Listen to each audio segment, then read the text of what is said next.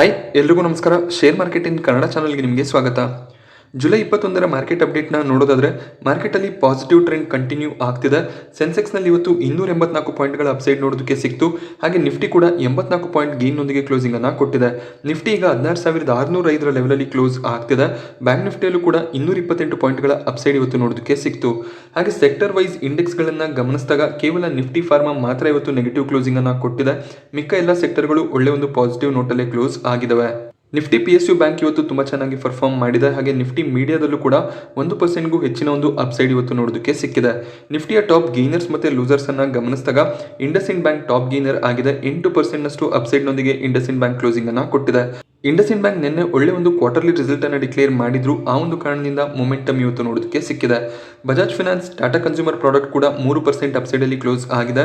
UPL ಮತ್ತೆ ಬಜಾಜ್ ಫಿನ್ಸರ್ವಲ್ಲೂ ಕೂಡ 2.5%ನಷ್ಟು upside ಇವತ್ತು ನೋಡೋದಕ್ಕೆ ಸಿಕ್ಕಿದೆ. ಟಾಪ್ ಲೂಸರ್ ಸೆಗ್ಮೆಂಟ್ ಅಲ್ಲಿ ಫಾರ್ಮಾ ಸೆಕ್ಟರ್ನ ಕಂಪನಿಗಳು ಕಾಣಿಸ್ತಿದ್ದಾವೆ. ಡಾಕ್ಟರ್ ರೆಡ್ಡಿಸ್ ಲ್ಯಾಬ್ ಹಾಗೆ ಸಿಪ್ಲಾದಲ್ಲಿ ಇವತ್ತು ನೆಗೆಟಿವ್ ಸೈಡ್ ನೋಡೋದಕ್ಕೆ ಸಿಕ್ತು. ಈ ಎರಡು ಕಂಪನಿಗಳು ನಿಫ್ಟಿ ಫಾರ್ಮಾದಲ್ಲಿ ಹೆಚ್ಚಿನ ಒಂದು ವೈಟೇಜ್ ಅನ್ನ ಹೊಂದಿದವೆ. ಸೊ ಈ ಕಂಪನಿಗಳಲ್ಲಿ ಕರೆಕ್ಷನ್ ಕಾಣಿಸಿದ್ರೆ ಓವರ್ ಆಲ್ ಇಂಡೆಕ್ಸ್ ಅಲ್ಲೂ ಕೂಡ ನಮಗೆ ನೆಗೆಟಿವ್ ಸೈಡ್ ಕಾಣಿಸುತ್ತೆ. ಅದೇ ಒಂದು ರೀಸನ್ ಇಂದ ಇವತ್ತು ನಿಫ್ಟಿ ಫಾರ್ಮಾ ಲೋವರ್ ಸೈಡ್ ಅಲ್ಲಿ ಕ್ಲೋಸ್ ಆಗಿದೆ. ಕೋಟಕ್ ಮಹೀಂದ್ರಾ ಬ್ಯಾಂಕ್ ಮತ್ತೆ SBI ಲೈಫ್ ಇನ್ಶೂರೆನ್ಸ್ ಅಲ್ಲೂ ಕೂಡ 1.5%ನಷ್ಟು ಕರೆಕ್ಷನ್ ನೋಡೋದಕ್ಕೆ ಸಿಕ್ಕಿದೆ. ಟೆಕ್ ಮಹೀಂದ್ರಾ ನಿನ್ನೆ ಟಾಪ್ ಗೇನರ್ ಆಗಿತ್ತು. ಸೊ ಇವತ್ತು ಟೆಕ್ ಮಹೀಂದ್ರಾದಲ್ಲಿ ಪ್ರಾಫಿಟ್ ಬುಕಿಂಗ್ ಬಂದಿದೆ. ಟೆಕ್ ಮಹೀಂದ್ರಾ ಆಲ್ಮೋಸ್ಟ್ 1%ನಷ್ಟು ಡೌನ್ ಸೈಡ್ ಅಲ್ಲಿ ಕ್ಲೋಸ್ ಆಗಿದೆ. FII DII ಆಕ್ಟಿವಿಟಿಯನ್ನು ಗಮನಿಸಿದಾಗ FIIs ಇವತ್ತು ಕೂಡ ನೆಟ್ ಬಯರ್ಸ್ ಆಗಿದ್ದಾರೆ. ಸೊ FII ಕಡೆಯಿಂದ ಒಳ್ಳೆ ಒಂದು ಬೈಯಿಂಗ್ ಕಾಣಿಸ್ತಿದೆ. ಇವತ್ತು ಕೂಡ ಅವರು 1,800 ಕೋಟಿ ಅಮೌಂಟ್ನಷ್ಟು ಶೇರ್ಗಳನ್ನು ನೆಟ್ ಬೈ ಮಾಡ್ಕೊಂಡಿದ್ದಾರೆ. DIIs ಕಡೆಯಿಂದ ಸೆಲ್ಲಿಂಗ್ ಕಂಟಿನ್ಯೂ ಆಗ್ತಿದೆ. 312 ಕೋಟಿ ಅಮೌಂಟ್ನಷ್ಟು ಶೇರ್ಗಳನ್ನು DII ಸೆಲ್ ಮಾಡಿದ್ದಾರೆ. ಸೊ ಎಲ್ಲಿವರೆಗೂ FII ಬೈಯಿಂಗ್ ಕಂಟಿನ್ಯೂ ಆಗುತ್ತೆ, ಹಾಗೆ ಒಳ್ಳೆ ಒಂದು ಅಮೌಂಟ್ನ ಬೈಯಿಂಗ್ ನಮಗೆ ನೋಡೋದಕ್ಕೆ ಸಿಗುತ್ತೆ. ಮಾರ್ಕೆಟ್ನ ಪಾಸಿಟಿವ್ ಟ್ರೆಂಡ್ ಕಂಟಿನ್ಯೂ ಆಗುತ್ತೆ. ಬಟ್ ನೆಕ್ಸ್ಟ್ ವೀಕ್ ಫೆಡ್ನ ಮೀಟಿಂಗ್ ಇದೆ. ಸೊ ಅದ್ರ ಬಗ್ಗೆ ಕೂಡ ಗಮನವನ್ನು ಇಟ್ಕೋಬೇಕಾಗುತ್ತೆ. ವಿಪ್ರೋ ಇವತ್ತು ಒಂದು ಫ್ಲಾಟ್ ಕ್ಲೋಸಿಂಗ್ ಅನ್ನ ಕೊಟ್ಟಿದೆ. Wipro year on year 21% profit down side ಅನ್ನು ತೋರಿಸಿದ್ರು. ಹಾಗೆ ಕ್ವಾರ್ಟರ್ ಆನ್ ಕ್ವಾರ್ಟರ್ ಕೂಡ ನಮಗೆ ಪ್ರಾಫಿಟ್ 16%ನಷ್ಟು ಡೌನ್ ಆಗಿತ್ತು. ಸೊ ಬ್ರೋಕರೇಜ್ಗಳು ತಮ್ಮ ಒಂದು ಟಾರ್ಗೆಟ್ಗಳನ್ನು ಕೊಟ್ಟಿದ್ದಾರೆ. ಜೆಫ್ರೀಸ್ ಮತ್ತೆ ಗೋಲ್ಡ್ಮನ್ ಸ್ಯಾಚಸ್ ಇಲ್ಲಿ ಸೆಲ್ ರೇಟಿಂಗ್ ಅನ್ನು ಕೊಟ್ಟಿದ್ದಾರೆ. ಜೆಫ್ರೀಸ್ 360ರ ಟಾರ್ಗೆಟ್ ಪ್ರೈಸ್ ಅನ್ನು ವಿಪ್ರೋಗೆ ಫಿಕ್ಸ್ ಮಾಡ್ತಿದ್ದಾರೆ. ಹಾಗೆ ಗೋಲ್ಡ್ಮನ್ ಸ್ಯಾಚಸ್ ಕೂಡ 374ರ ಪ್ರೈಸ್ ಅನ್ನು ಫಿಕ್ಸ್ ಮಾಡಿದ್ದಾರೆ. ಕ್ರೆಡಿಟ್ ಸ್ಯೂಸ್ ಹಾಗೆ ನೋಮುರಾ ಇಲ್ಲಿ ನ್ಯೂಟ್ರಲ್ ರೇಟಿಂಗ್ ಅಂದ್ರೆ ಓಲ್ಡ್ ರೇಟಿಂಗ್ ಅನ್ನ ಕೊಡ್ತಿದ್ದಾರೆ. ನೋಮುರಾ 440ರ ಪ್ರೈಸ್ ಅನ್ನ ಫಿಕ್ಸ್ ಮಾಡಿದ್ದಾರೆ. ಕ್ರೆಡಿಟ್ ಸ್ಯೂಸ್ ನ ಕಡೆಯಿಂದ 415ರ ಟಾರ್ಗೆಟ್ ಪ್ರೈಸ್ ನಮಗೆ ನೋಡೋದಕ್ಕೆ ಸಿಗ್ತಿದೆ. ಕ್ರೆಡಿಟ್ ಸ್ಯೂಸ್ ಈ ಮುಂಚೆ 530ರ ಟಾರ್ಗೆಟ್ ಪ್ರೈಸ್ ಅನ್ನ ಕೊಟ್ಟಿದ್ರು. ಸೊ ಟಾರ್ಗೆಟ್ ಪ್ರೈಸಸ್ ಕಟ್ ಆಗ್ತಿರೋದು ಕಾಣಿಸ್ತಿದೆ. ಹಾಗೆ ಶೇರ್ ಖಾನ್ ಮತ್ತೆ ಮೋತಿಲಾಲ್ ಓಸ್ವಾಲ್ ಕೂಡ ನ್ಯೂಟ್ರಲ್ ರೇಟಿಂಗ್ ಅನ್ನ ಕೊಟ್ಟಿದ್ದಾರೆ, ಅಂದ್ರೆ ಹೋಲ್ಡ್ ರೇಟಿಂಗ್ ಆಗಿರುತ್ತೆ. ಶೇರ್ ಖಾನ್ 460ರ ಟಾರ್ಗೆಟ್ ಪ್ರೈಸ್ ಅನ್ನ ಕೊಟ್ಟಿದ್ದಾರೆ. ಸೊ 460 ಹೈಯೆಸ್ಟ್ ಟಾರ್ಗೆಟ್ ಪ್ರೈಸ್ ಆಗಿರುತ್ತೆ ವಿಪ್ರೋಗೆ. ಹಾಗೆ ಮೋತಿಲಾಲ್ ಓಸ್ವಾಲ್ ಕೂಡ ಇಲ್ಲಿ ನ್ಯೂಟ್ರಲ್ ರೇಟಿಂಗ್ ಅನ್ನೇ ಮೇಂಟೈನ್ ಮಾಡಿದ್ದಾರೆ. ವಿಪ್ರೋ ಆಲ್ರೆಡಿ 40ರಿಂದ 45%ನಷ್ಟು ಆಲ್ ಟೈಮ್ ಹೈ ಇಂದ ಕರೆಕ್ಟ್ ಆಗಿದೆ. ಸೊ ಮಾರ್ಕೆಟ್ಗೆ ಎಕ್ಸ್ಪೆಕ್ಟೇಷನ್ ಇತ್ತು ಅಂದ್ರೆ IT ಕಂಪನಿಗಳು ಅಷ್ಟು ಒಳ್ಳೆ ಪರ್ಫಾರ್ಮೆನ್ಸ್ ಅನ್ನ Q1 Q2 ಅಲ್ಲಿ ಕೊಡಲ್ಲ ಅಂತ. ಬಟ್ ಸ್ಟಿಲ್ ವಿಪ್ರೋನ ರಿಸಲ್ಟ್ ಅಷ್ಟು ಚೆನ್ನಾಗಿ ಬಂದಿಲ್ಲ. ಸೊ ವಿಪ್ರೋ ಶೇರ್ಗಳನ್ನ ಲಾಸ್ ಅಲ್ಲಿ ಮಾರೋದಕ್ಕೆ ಹೋಗಬೇಡಿ. ಸ್ವಲ್ಪ ಪ್ಯಾನಿಕ್ ಇದ್ದೇ ಇರುತ್ತೆ. ಬಟ್ ಈ ಒಂದು ಪ್ಯಾನಿಕ್ ಸಿಚುವೇಶನ್ ಗಳಲ್ಲಿ ನಾವು ಶೇರ್ಗಳನ್ನ ಹೋಲ್ಡ್ ಮಾಡ್ಕೋಬೇಕಾಗುತ್ತೆ. NCLT ಫ್ಯೂಚರ್ ರಿಟೇಲ್ ಅಲ್ಲಿ ಬ್ಯಾಂಕ್ರಪ್ಸಿ ಪ್ರೊಸೀಡಿಂಗ್ಸ್ ಅನ್ನ ಆರ್ಡರ್ ಮಾಡಿದ್ದಾರೆ. ಸೊ ಫ್ಯೂಚರ್ ರಿಟೇಲ್ ಈಗ ಇನ್ಸಾಲ್ವೆಂಟ್ ಅಂದ್ರೆ ಬ್ಯಾಂಕ್ ಕರಪ್ಟ್ ಆಗಿದೆ. ಸೊ ಇವರ ಟೋಟಲ್ ಅಸೆಟ್ಸ್ ಗಳನ್ನ ಈಗ ಸೆಲ್ ಮಾಡ್ತಾರೆ. ಹಾಗೆ ಇವರು ಬ್ಯಾಂಕ್ ಗಳಿಗೆ ಏನು ಲೋನ್ ಗಳನ್ನ ಪೇ ಮಾಡಬೇಕಿತ್ತು 15,000 ಕೋಟಿಗೂ ಹೆಚ್ಚಿನ ಒಂದು ಲೋನ್ಸ್ ಪೆಂಡಿಂಗ್ ಇದೆ. ಸೊ ಅದನ್ನೆಲ್ಲ ಈಗ ಅಸೆಟ್ ಸೇಲ್ ಮಾಡಿ ಬ್ಯಾಂಕ್ ಗಳು ರಿಕವರ್ ಮಾಡಬೇಕಾಗುತ್ತೆ.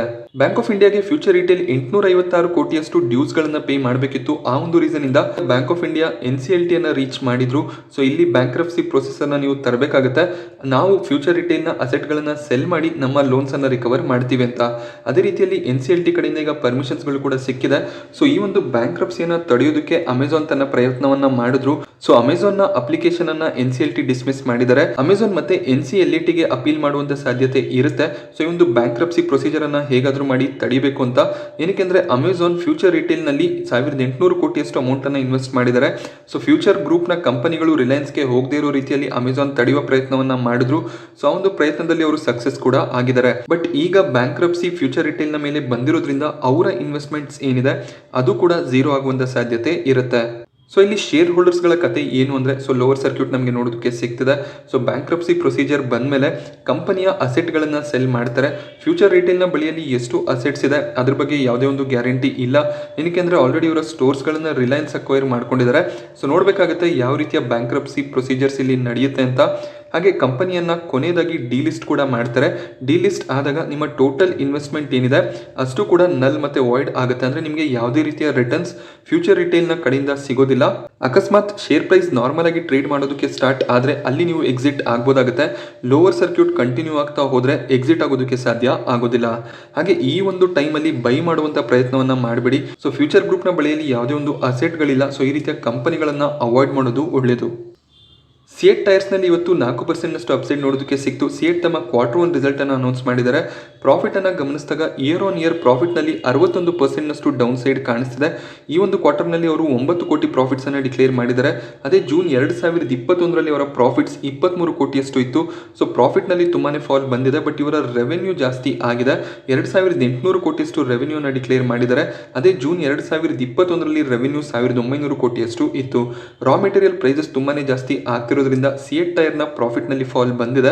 ಬಟ್ ಪ್ರಾಫಿಟ್ ಡಿಕ್ಲೈನ್ ಆದರೂ ಕೂಡ ಒಳ್ಳೆ ಒಂದು ರೆವೆನ್ಯೂ ಗ್ರೋತ್ ಇರೋದ್ರಿಂದ ಸ್ಟಾಕ್ ಪ್ರೈಸ್ನಲ್ಲಿ ಒಳ್ಳೆ ಒಂದು ಪಾಸಿಟಿವ್ ಕ್ಲೋಸಿಂಗ್ ನೋಡೋದಕ್ಕೆ ಸಿಕ್ಕಿದೆ. ಬೆಳಗಿನ ಸೆಷನ್ ಅಲ್ಲಿ ಲೋವರ್ ಸೈಡ್ ಅಲ್ಲಿ ಸಿಯೆಟ್ ಟ್ರೇಡ್ ಆಗ್ತಿತ್ತು. ಅದಾದ್ಮೇಲೆ ಒಳ್ಳೆ ಒಂದು ಬೈಯಿಂಗ್ ನೋಡೋದಕ್ಕೆ ಸಿಕ್ಕಿದೆ. ಸೊ ಗ್ಲ್ಯಾಂಡ್ ಫಾರ್ಮಾ ಕೂಡ ಇವತ್ತು 5.5% ಡೌನ್ ಸೈಡ್ ಅಲ್ಲಿ ಕ್ಲೋಸ್ ಆಗಿದೆ. ಬೆಳಗಿನ ಸೆಷನ್ ಅಲ್ಲಿ ಆಲ್ಮೋಸ್ಟ್ 10% ಡೌನ್ ಸೈಡ್ ಅಲ್ಲಿ ಟ್ರೇಡ್ ಆಗ್ತಿತ್ತು. ಗ್ಲ್ಯಾಂಡ್ ಫಾರ್ಮಾ ಕೂಡ ತಮ್ಮ Q1 ರಿಸಲ್ಟ್ ಅನ್ನ ಡಿಕ್ಲೇರ್ ಮಾಡಿದ್ದಾರೆ. ಸೊ ಇವರ ಪ್ರಾಫಿಟ್ ನಲ್ಲೂ ಕೂಡ almost 35% year on year down side ಕಾಣಿಸ್ತಿದೆ. 229 ಕೋಟಿ ಪ್ರಾಫಿಟ್ಸ್ ಅನ್ನ ಗ್ಲ್ಯಾಂಡ್ ಫಾರ್ಮಾ ಈ ಒಂದು ಕ್ವಾರ್ಟರ್ ನಲ್ಲಿ ಡಿಕ್ಲೇರ್ ಮಾಡಿದ್ದಾರೆ. ಹಾಗೆ ರೆವೆನ್ಯೂ ಕೂಡ 26% ಡೌನ್ ಆಗಿದೆ. ಟೋಟಲ್ 856 ಕೋಟಿ ರೆವೆನ್ಯೂ ಅನ್ನ ಇವರು ಡಿಕ್ಲೇರ್ ಮಾಡಿದ್ದಾರೆ. ಸೊ ಅದೇ ಒಂದು ರೀಸನ್ ಇಂದ ಇವತ್ತು ಸ್ಟಾಕ್ ಪ್ರೈಸ್ ನಲ್ಲಿ ಕರೆಕ್ಷನ್ ನೋಡೋದಕ್ಕೆ ಸಿಕ್ಕಿದೆ. ಗ್ಲ್ಯಾಂಡ್ ಫಾರ್ಮಾ IPO 2021ರಲ್ಲಿ ಬಂದಿತ್ತು. ಒಳ್ಳೆ ಒಂದು ಲಿಸ್ಟಿಂಗ್ ಅನ್ನೇ ಗ್ಲ್ಯಾಂಡ್ ಫಾರ್ಮಾ ಪಡ್ಕೊಂಡಿತ್ತು.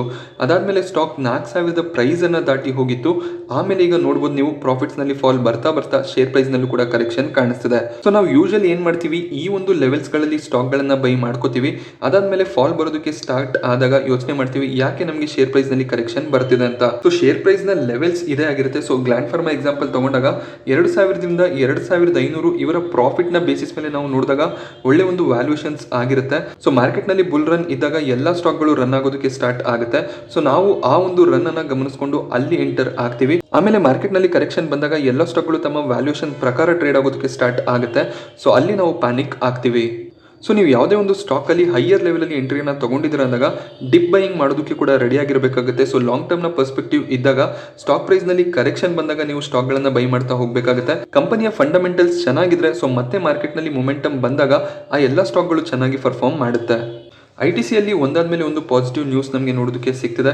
ಇವತ್ತಿನ ಪ್ರೆಸ್ ಮೀಟ್ ಅಲ್ಲಿ CEO ಆಗಿರುವಂತಹ ಸಂಜೀವ್ ಪುರಿ ಅವರು ITCಯ ಹೋಟೆಲ್ ಬಿಸ್ನೆಸ್ ಅನ್ನ ಅವರ ಸಿಗರೆಟ್ ಬಿಸ್ನೆಸ್ ಹಾಗೆ FMCG ಬಿಸ್ನೆಸ್ ಇಂದ ಡಿಮರ್ಜ್ ಮಾಡ್ತೀವಿ ಅನ್ನುವಂತ ಒಂದು ನ್ಯೂಸ್ ಅನ್ನ ಹೇಳಿದ್ದಾರೆ.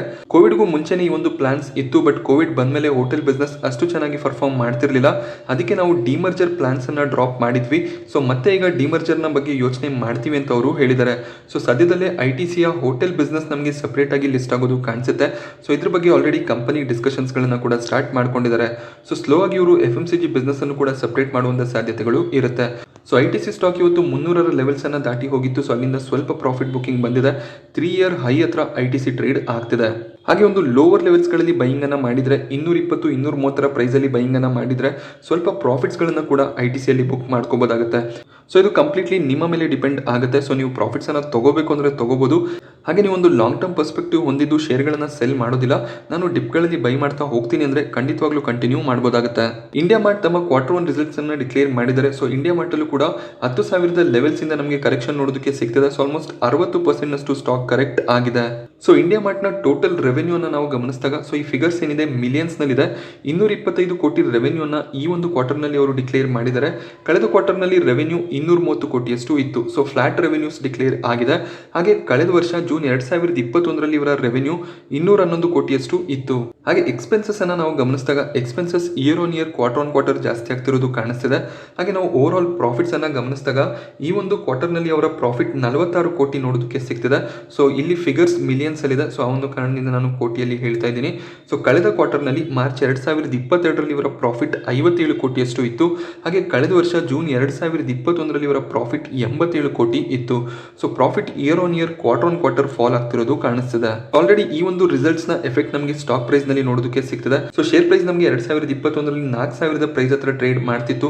ಸಡನ್ ಆಗಿ ಮಾರ್ಕೆಟ್ ಅಲ್ಲಿ ಒಂದು ಬುಲ್ ರನ್ ಬಂತು. ಸ್ಟಾಕ್ ನಲ್ಲೂ ಕೂಡ ಒಳ್ಳೆ ಒಂದು ಮೊಮೆಂಟಮ್ ಇತ್ತು. ಬಟ್ ಅರ್ನಿಂಗ್ಸ್ ಅನ್ನ ಮೇಂಟೈನ್ ಮಾಡಿಲ್ಲ ಅಂದ್ರೆ ಈ ಒಂದು ಲೆವೆಲ್ಸ್ ಗಳಲ್ಲಿ ಸ್ಟಾಕ್ ಸ್ಟಾಕ್ ಸಸ್ಟೈನ್ ಆಗೋದಿಲ್ಲ. ಸೊ ಸ್ಟಾಕ್ ನ ಯೂಶುವಲ್ ವ್ಯಾಲ್ಯೂಯೇಷನ್ ಏನಿದೆ ಅದೇ ಒಂದು ಲೆವೆಲ್ಸ್ ಹತ್ರ ಸ್ಟಾಕ್ ಮತ್ತೆ ಬಂದು ಟ್ರೇಡ್ ಆಗೋದಕ್ಕೆ ಸ್ಟಾರ್ಟ್ ಮಾಡುತ್ತೆ. ಸ್ಟಾಕ್ ಮಾರ್ಕೆಟ್ ಬೇಸಿಕಲಿ ಡಿಮ್ಯಾಂಡ್ನ ಮೇಲೆ ವರ್ಕ್ ಆಗುತ್ತೆ. ಯಾವುದೇ ಒಂದು ಸ್ಟಾಕ್ನಲ್ಲಿ ಒಳ್ಳೆ ಒಂದು ಡಿಮ್ಯಾಂಡ್ ಇದ್ದಾಗ ಸೊ ನಮಗೆ ಮೊಮೆಂಟಮ್ ಕಂಟಿನ್ಯೂ ಆಗೋದು ಕಾಣಿಸುತ್ತೆ. ಸೊ ಒಂದು ಸ್ಟಾಕ್ನಲ್ಲಿ ಯಾವುದೇ ರೀತಿಯ ಬೈಯಿಂಗ್ ಇಲ್ಲ, ಕೇವಲ ಸೆಲ್ಲಿಂಗ್ ನಡೀತಿದೆ ಅಂದಾಗ ಸ್ಟಾಕ್ ಪ್ರೈಸ್ನಲ್ಲಿ ಕರೆಕ್ಷನ್ ಬರೋದಕ್ಕೆ ಸ್ಟಾರ್ಟ್ ಆಗುತ್ತೆ. ಕಂಪನಿಗಳು ಒಳ್ಳೆ ಒಂದು ಅರ್ನಿಂಗ್ಸನ್ನು ಮಾಡಿದಾಗ ಅವರ ಬಿಸ್ನೆಸ್ ಕಂಟಿನ್ಯೂ ಆಗಿ ಡೆವಲಪ್ ಆಗ್ತಾ ಹೋದಾಗ ಅಂತ ಒಂದು ಸಿಚುವೇಷನಲ್ಲಿ ಒಳ್ಳೆ ಒಂದು ಮೊಮೆಂಟಮ್ ಬರುತ್ತೆ. ಯಾಕೆ ನಮಗೆ ಶೇರ್ ಪ್ರೈಸ್ನಲ್ಲಿ ಕರೆಕ್ಷನ್ ಬರ್ತಿದೆ ಅಂದರೆ ಒಂದು ಮೇಜರ್ ರೀಸನ್ ಮಾರ್ಕೆಟ್ನಲ್ಲಿ ವೀಕ್ನೆಸ್ ಇದೆ. ಸೊ ಎಲ್ಲ ಸ್ಟಾಕ್ಗಳಲ್ಲೂ ಕೂಡ ಸೆಲ್ಲಿಂಗ್ ಬರ್ತಾ ಇರುತ್ತೆ. ಹಾಗೆಯೇ ಕಂಪನಿಗಳ ಬಿಸ್ನೆಸ್ ಅಷ್ಟು ಚೆನ್ನಾಗಿ ಪರ್ಫಾರ್ಮ್ ಮಾಡ್ತಿರೋದಿಲ್ಲ. ಕ್ವಾರ್ಟರ್ಲಿ ರಿಸಲ್ಟ್ಗಳು ಮುಂದಿನ ಸೆಷನ್ಗಳಲ್ಲಿ ಅಷ್ಟು ಚೆನ್ನಾಗಿ ಬರೋದಿಲ್ಲ ಅನ್ನುವಂಥ ಒಂದು ಎಕ್ಸ್ಪೆಕ್ಟೇಷನ್ ಇರೋದ್ರಿಂದ ಶೇರ್ ಪ್ರೈಸ್ನಲ್ಲಿ ಕರೆಕ್ಷನ್ ಬರ್ತಾ ಹೋಗುತ್ತೆ. ಸೊ ಈ ರೀತಿಯಲ್ಲಿ ಪ್ಯಾನಿಕ್ ಇರುವಂಥ ಸಿಚುವೇಶನ್ಸ್ಗಳಲ್ಲಿ ನಾವು ಫಂಡಮೆಂಟಲ್ ಸ್ಟಾಕ್ಗಳನ್ನು ಬೈ ಮಾಡಬೇಕಾಗುತ್ತೆ. ಸೊ ಯೂಶಲಿ ಮಿಸ್ಟೇಕ್ ಆಗೋದು ನಾವು ಹೈಯರ್ ಲೆವೆಲ್ಸಲ್ಲಿ ಬೈ ಮಾಡಿಕೊಂಡಾಗ. ಹಾಗೆ ಇಂಡಿಯಾ ಮಾರ್ಟ್ ಡಿವಿಡೆಂಡ್ ಅನ್ನು ಕೂಡ ಅನೌನ್ಸ್ ಮಾಡಿದ್ದಾರೆ. 2 ರೂಪಾಯಿಯ ಡಿವಿಡೆಂಡ್ ಡಿಕ್ಲೇರ್ ಆಗಿದೆ. ಹಾಗೆ ಇದಕ್ಕೆ ಅವರು ರೆಕಾರ್ಡ್ ಡೇಟ್ ಅನ್ನು ಕೂಡ ಸೆಟ್ ಮಾಡಿದ್ದಾರೆ. ಸೆಪ್ಟೆಂಬರ್ 2 ರೆಕಾರ್ಡ್ ಡೇಟ್ ಆಗಿರುತ್ತೆ. SBI ನ ಬೋರ್ಡ್ ನಿಂದ ಫಂಡ್ ರೈಸಿಂಗ್ ಗೆ ಅಪ್ರೂವಲ್ ಸಿಕ್ಕಿದೆ. 11,000 ಕೋಟಿಯಷ್ಟು ಅಮೌಂಟ್ ಅನ್ನ ಇವರು ಬಾಂಡ್ ಗಳನ್ನ ಇಶ್ಯೂ ಮಾಡಿ ಫಂಡ್ ರೈಸ್ ಮಾಡ್ತಿದ್ದಾರೆ. ಸೊ ಈ ಒಂದು ಬಾಂಡ್ ಗಳನ್ನ ಅವರು INR USD 2 ಕರೆನ್ಸಿಗಳಲ್ಲಿ ರಿಲೀಸ್ ಮಾಡ್ತಿದ್ದಾರೆ. ಸೊ ಫಾರಿನ್ ಇನ್ವೆಸ್ಟ್ಮೆಂಟ್ ಗಳನ್ನ ಕೂಡ SBI ಅಕ್ಸೆಪ್ಟ್ ಮಾಡ್ತಾರೆ. ಸೊ ಇವತ್ತು ಮಿಡ್ ಕ್ಯಾಪ್ IT ಕಂಪನೀಸ್ ಆಗಿರುವಂತಹ ಹ್ಯಾಪಿಯೆಸ್ಟ್ ಮೈಂಡ್, ಎಂಫೋಸಿಸ್ ಹಾಗೆ ಪರ್ಸಿಸ್ಟೆಂಟ್ ಸಿಸ್ಟಮ್ ನ ರಿಸಲ್ಟ್ ಕೂಡ ಬರುತ್ತೆ. ಸೊ ನಾನು ವಿಡಿಯೋ ರೆಕಾರ್ಡ್ ಮಾಡ್ತಿರುವಾಗ ಇನ್ನೂ ರಿಸಲ್ಟ್ಸ್ ಬಂದಿರಲಿಲ್ಲ. ಸೊ ಇವತ್ತಿನ ಇನ್ಫಾರ್ಮೇಶನ್ ನಿಮಗೆ ಇಷ್ಟ ಆದರೆ ವಿಡಿಯೋನ ಲೈಕ್ ಮಾಡೋದು ಮರಿಬೇಡಿ. ಚಾನಲ್ಗೆ ಹೊಸಬರಾದ್ರೆ ಚಾನಲ್ನ ಸಬ್ಸ್ಕ್ರೈಬ್ ಮಾಡ್ಕೊಳ್ಳಿ. Thank you friends.